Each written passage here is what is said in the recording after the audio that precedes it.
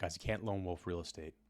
You honestly can't. I'm speaking from experience because I used to do that all the time, and I was honestly a little bit stubborn, but I realized finally over the course of my real estate investing journey that it's people that are important, and they're the ones that actually are in between yourself and your goals. They're the bridge. They're the ones that get you there all the way to the finish line. So even the best deals I ever did with properties, I got those on the off market, not on the MLS. I got that from a person. They thought of me and they gave me the lead on the deal. The way I closed on the property was through other people's money, and they were able to fund the deal for me and partnered.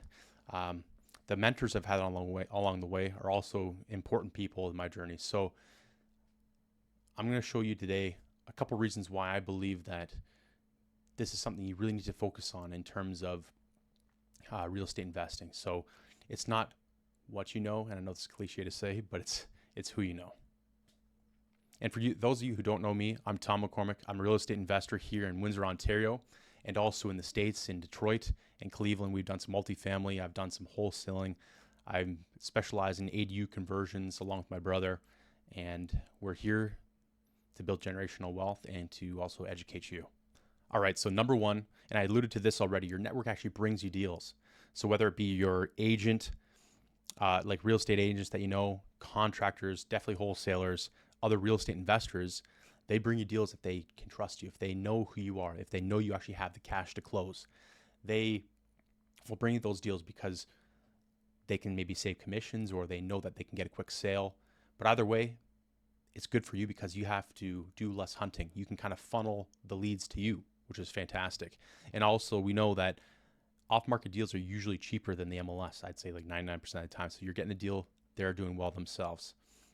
And I'll give you a real life example. We actually closed on a duplex in Cleveland, and we got this one from a guy who lived in Cleveland. He was boots on the ground, and he brought the deal to us, and we were able to close quickly and effectively. And now we have actually refinanced that one, put Section 8 in there. But all to say is we got that one without us having to really do the work of hunting for it. We got it brought to us because we knew the person. We had a relationship already established. And that's one thing also to note, and this is maybe like a part two of this point number one, is that you got to build these relationships over time. You can't just meet, well, I shouldn't say you can't. You generally, you can't just meet someone first time and have them work hard for you. You got to kind of follow up. You got to nurture that relationship. You have to actually talk to these people regularly and get yourself familiar with each other. And maybe you don't even talk about business all the time, but you just see how they're doing. You actually genuinely show interest and you genuinely care. And that way you can build a true friendship or at least a true working partnership relationship. And then that's where you start to really take off. Coming along with point number two, your network actually funds your deals. Whether it be your family, friends, other high net worth individuals, business associates, things like that. You want to use their money or other people's money, right? Because then it doesn't slow your own trajectory down. And this is a whole separate discussion we can kind of get into in a future video. But basically, the way you get those funds isn't by waltzing up to someone on the street. First time you give them a handshake and say, hey, give me money for this project. You have to have a couple touch points. You have to meet these people and prove to them and build that trust that you are capable, that you know how to vet deals, that you know how to manage contractors, or that you have experience from previous deals, or you've at least in the deals that you have done poorly, you know how to salvage them and make sure the investor is number one and they always get paid back. That's another thing too, as a side note. Always pay back your investors first. Never pay yourself until they get paid back every single penny, because that shows character, but also keeps your name from being tarnished. Because once your name is in the dirt, you're never going to recover from that, no matter how good your network is. It's going to be very hard. So build that trust, document everything as you go. Show them what you're doing on a daily basis, whether even if it's simple projects. Build that credibility over time, and eventually people will come to you versus you having to always reach out last minute saying, hey, I got to fund this deal in a week. It doesn't really work like that. Build those relationships over time. Point number three, you learn much faster. You accelerate your growth by talking to other people, by learning from what they did, what mistakes they made, what costly things they did that they know they shouldn't have. Maybe some things that were really positive that they know that they can impart to you if it's in a specific niche of real estate investing. A lot of investors love to come alongside and help out. It's just that you need to ask good questions. You need to listen and actually internalize it and put those into action, because someone doesn't want to come along and help you and explain things to you over a cup of coffee or a Zoom call if you're just kicking tires, if you're not actually enacting what they say, because then what's the point of really helping you in the first place? So again, stay humble, talk to those people, but I think it's really good to have mentors, or at least people you can bounce questions off of that have been in the game for such a long time. I'm glad I have a couple in my corner that I can always talk to, and I really, really do appreciate them.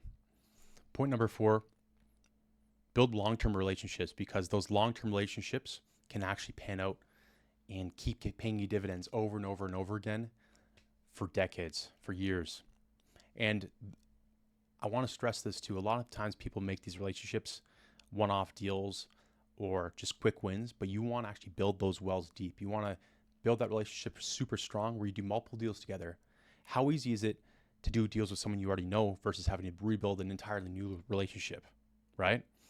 So water the grass where it's greener already and build those handful of relationships. Don't just try to have these fluff relationships with tons and tons of people when you really only need a couple solid relationships to get you where you want to go. All right, last one, point number 5, and this is honestly one of my favorites, is the importance of actually going in networks and meetups, creating your own meetups even, right? Because it builds credibility. You can keep showing your face over and over again. It's way better than talking on a screen, talking on a phone, texting.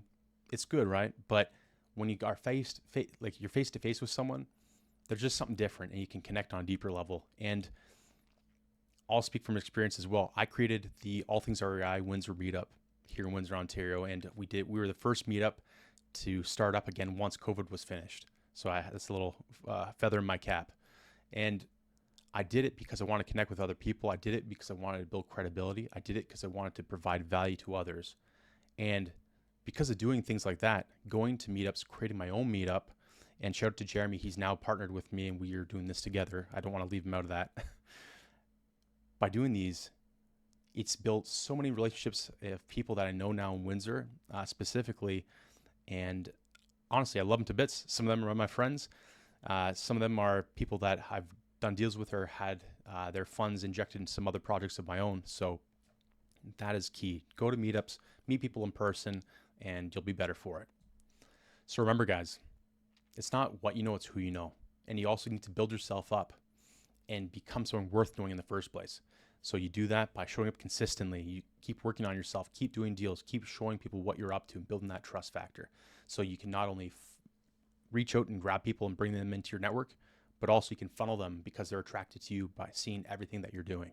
If I can build a real estate empire with me and my brother, so can you with your network, right? And if you want to build your network even more, come to our All Things REI real estate events. Those are great meetups where you can do property walkthroughs and learn hands-on and see projects that other real estate investors are doing. But you can also then have a networking portion at the end where we go to a bar or a restaurant and we can just eat, have some drinks, have some laughs, and just connect with one another on a deeper level there. So again, like, comment, subscribe.